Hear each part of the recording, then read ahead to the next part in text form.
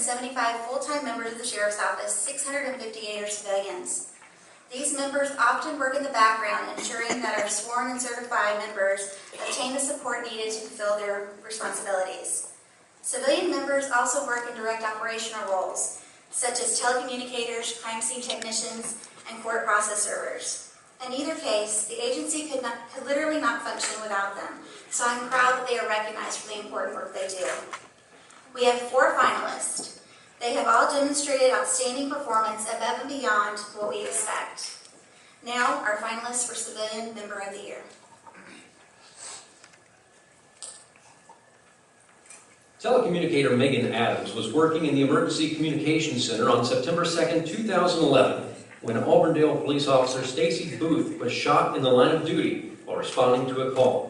Officer Booth used her radio to advise telecommunicator Megan Adams that she had been shot and provided critical information over the radio to Megan about her location and her injuries.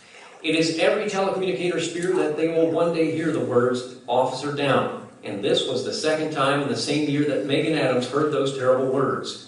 However, during the entire incident, she kept calm and swiftly provided critical information to the responding units.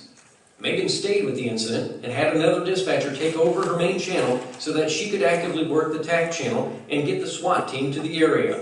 She was also level-headed and ensured that she kept accurate and clear records of the incident as it was unfolding. She was a consummate professional. Part-time court process server Michelle Miller arrived at a woman's residence on July 7, 2011 to serve a court subpoena. Michelle knocked on the door of the home, but no one answered. Michelle then called the home's phone number in an attempt to get a response. The phone was answered by a 5-year-old boy inside the home named William. Michelle quickly realized that there was no one else in the house except a small boy and an unresponsive adult who needed help. She convinced William to open the door and notified dispatch of the situation. Several emergency units responded and rendered aid to the woman, identified as William's grandmother and primary caregiver. While emergency medical units attended to the victim, Michelle took William aside and cared for him. She discovered that he had not eaten that day, so she fed him. Michelle Miller went above and beyond her duties to care for a family in need. One of Legal Secretary Becky Touchton's job duties is to maintain all case files for each forfeiture submitted to the Office of Legal Affairs. Once a forfeiture lawsuit has been initiated, there are many steps which must be followed to keep the civil case moving and eventually gain title to the seized property. In 2011, the Office of Legal Affairs filed 72 forfeiture lawsuits. Throughout the year, Becky simultaneously juggled the 72 lawsuits, pending forfeiture cases from previous years, and all of her other job duties. The large number of active lawsuits required constant preparation by Becky of pleadings, notices, hearings, and services of process documents. Likewise, she consistently tracked the forfeiture currency and worked with fiscal services to ensure that it was timely moved to the appropriate accounts. As a result of Becky's hard work, in 2011, the Office of Legal Affairs closed 96 forfeiture cases, received final judgments for currency totaling over $140,000, and obtained 29 vehicle titles. Lead detention counselor Daniel Heath Woolman observed a serious traffic crash in Lake Wales involving 2 vehicles on November 1st, 2011. A fire had erupted beneath one car, which held 3 trapped and unconscious victims. The fire spread, and the car began to burn. Without regard for his own safety, Heath joined other witnesses to pull 2 injured victims from the car as it became engulfed in flames.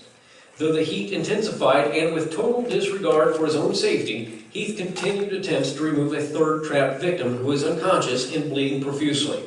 Unfortunately, the flames and smoke forced Heath to retreat. The 2 victims pulled from the burning vehicle ultimately made a full recovery. The incident is just one of many that demonstrate Heath's professionalism and value to the Department of Detention. In less than 1 year, he redesigned the faith-based program and created the inmate and pre-adjudicated youth educational programs.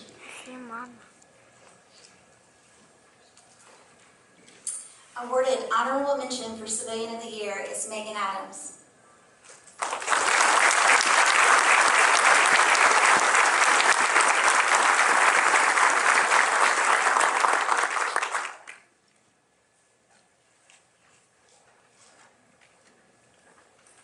Also awarded honorable mention for Civilian Member of the Year is Michelle Miller.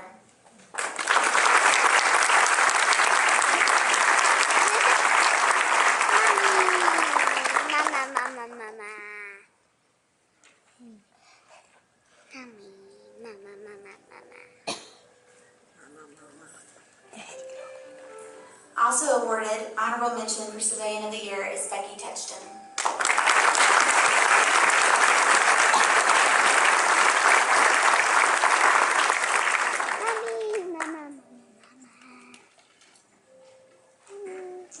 I am pleased to present our Civilian Member of the Year, Heath Woolman.